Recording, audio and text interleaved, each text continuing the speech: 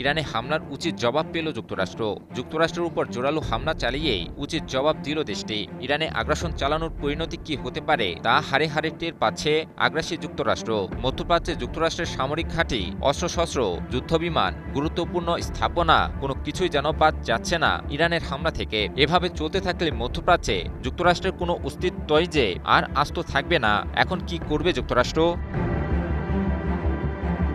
ইরানের সাম্প্রতিক মার্কিন হামলার পর মধ্যপ্রাচ্যে যুক্তরাষ্ট্রের সামরিক স্থাপনাকে লক্ষ্য করে ভয়াবহ মিসাইল ও ড্রোন হামলা চালিয়েছে ইরান। যে আকাশ প্রতিরক্ষা ব্যবস্থা নিয়ে বিশ্বের বুকে দম্ভ করে বেড়াত যুক্তরাষ্ট্র, ইরানের মিসাইল ও ড্রোন হামলার মুখে তা রীতিমতো অসহায় হয়ে পড়েছে। কোনো বাধা ছাড়াই নির্দিষ্ট লক্ষ্যবস্তুতে জম হয়ে আশ্রে পড়ছে ইরানের মিসাইল এবং ড্রোনের বহর। ইরানের হামলায় নাজেহাল যুক্তরাষ্ট্রের রীতিমতো দিশেহারা অবস্থা। এজন্য ডাঙায় জীবন্ত মাছের হাঁস-ফাঁসের মতো অবস্থা।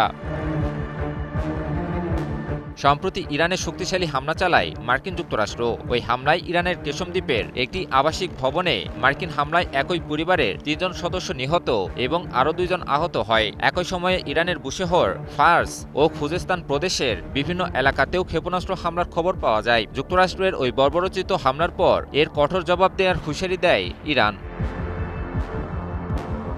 শুধুমাত্র হুঁশিয়ারিতে সীমাবদ্ধ থাকেনি ইরান, অতি দ্রুত তার বাস্তবায়নও করে দেখায় দেশটি। প্রথমে জর্ডানের আল আজরাক বিমান ঘাঁটিতে ভয়াবহ ব্যালিস্টিক মিসাইল দিয়ে হামলা চালায় ইরানের সামরিক বাহিনী। ওই হামলায় তাৎক্ষণিকভাবে ৩টি অত্যাধুনিক F-35 যুদ্ধবিমান ধ্বংসের দাবি করে ইরান। পাশাপাশি আরও ৩টি যুদ্ধবিমান মারাত্মকভাবে ক্ষতিগ্রস্ত করারও দাবি করে দেশটি।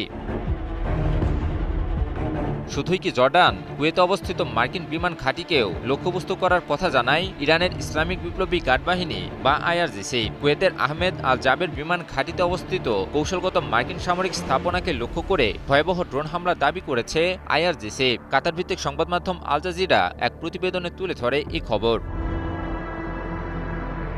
ইরানের সংবাদ মাধ্যম মেহের নিউজ এজেন্সি জানিয়েছে, কুয়েতে অবস্থিত মার্কিন বিমান ঘাঁটিটিতে IRGCর ড্রোন হামলায় 2টি ড্রোন হ্যাঙ্গার এবং একটি জ্বালানি সংরক্ষণাগার ধ্বংস হয়ে গিয়েছে। এছাড়াও স্যাটেলাইট যোগাযোগ ব্যবস্থা এবং সামরিক সরঞ্জামের গুদামগুলোকেও লক্ষ্যবস্তু করার কথা জানানো হয়।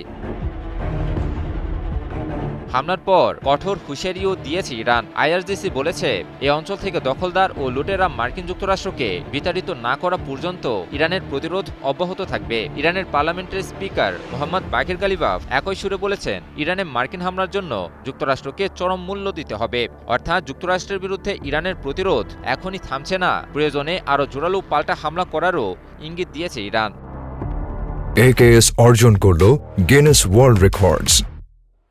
AKS ফলে ইরানের জোরালো হামলা আর কঠোর হুমকির মুখে ক্রমশই কোণঠাসা হয়ে পড়ছে যুক্তরাষ্ট্র। পরাশক্তির তকমার জেরে কিছু হামলা চালালেও ইরানের অভ্যন্তরে হামলা থেকে পিছিয়ে যাচ্ছে মার্কিন যুক্তরাষ্ট্র। কারণ যে হারে ইরান হামলা চালাচ্ছে তার মুখে এ অঞ্চলে যুক্তরাষ্ট্রের টিকে থাকাই দায়ী হয়ে পড়েছে বলে মন্তব্য করেছেন বিশ্লেষকেরা। ইমন আলী, নিউজ 24।